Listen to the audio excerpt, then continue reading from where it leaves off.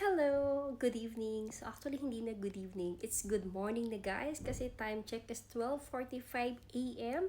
UAE time po. Ayan. So nakarating kami dito sa bahay around 12:05 a.m. kasi natagal lang kayo masyado sa salon. So more than 5 hours po kami nagstay sa salon. So nagpakulay lang naman kami ng buhok kasi ayan, natakpan na po yung ating uban kasi naglalabasan na po talaga yung aking uban dito guys. Yeah, especially dito. So, nakakahiya naman kapag haharap ako sa client na labas yung uban ko, di ba? So, jahe naman kapag ganun, masyadong awkward. So, kaya naman, so, nakulayan na rin yung matagal na namin plano ni Ate Eden na magpapahuli kami ng buhok. So, kulay lang guys. Wala muna ng ribbon-ribbon or something keratin kasi no budget pa tayo. So, at least yung kulay lang, naka-promo pa siya. So, plano kasi namin ni Ate Eden is kami na lang yung bibili ng pangkulay. And then, yeah, para mas makasave ka. So, baka nga hindi pantay kasi dito kailangan siyang maging pantay. So, ang ginawa namin, dumiretso na lang po kami sa salon. And then, yun nga po.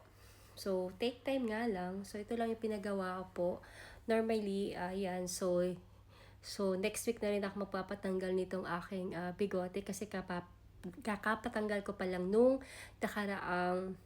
kailan ba yun? Nakaraang Sunday. So, ayan Pero tumutubo na siya guys. Within 2 to 3 days, tubo na agad yung bigote ko. So, sa mga nakakilala sa akin from high school, ayan, college, ang tawag po nila sa akin is babaeng may bigote. Kasi mabuhok po talaga ako guys.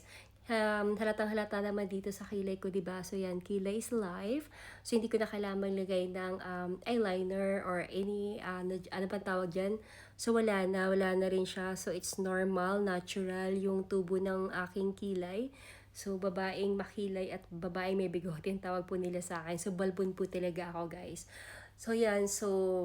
So maganda naman sana yung balbon, pero inggit na inggit ako sa mga kababaihan na nakikita ko na wala silang balbon. So kanya-kanyang ano nga lang. So, since dito ako sa Arab country, so, mula nag-work ako sa marketing agency, so, normally we have a lot of brand ambassadors, promoters, or hostess na ayaw talaga nila na may bigote. So, kahit sa office ako nag-work, pinatanggal po ng ka-office mate ko na, Bernadette, can you please remove your mustache? Or sabi ko, why? I'm not working sa promotion. Dito naman ako nag-work sa office. Said, it doesn't look good daw. So, I don't have a choice. So, pinatanggal ko po siya way back, I think, mga 10 years ago. So, nasundan. So, mahirap mag-maintain. So, wala rin akong budget pa para magpa-laser. But soon, kapag okay na yung financial po natin, maybe I will do the laser. Kasi mas maganda kapag laser, the more na sunod-sunod yung session mo sa laser is mas numinipis yung buhok and then mawawala na siya. Especially sa hair ko sa paa. Grabe, para akong lalaki talaga. So, yeah, that's it for today's vlog. So, maya-maya matutulog na rin po kami kasi late na, but it's fine kasi kahit late na magising kasi Saturday naman tomorrow, so it's my off day. So, hindi wala naman po ako na activation, so you need to wake up early to monitor something. So, a little bit relaxed. And then, sa Sunday naman ulit ako magba-back to work kahit nandito sa office.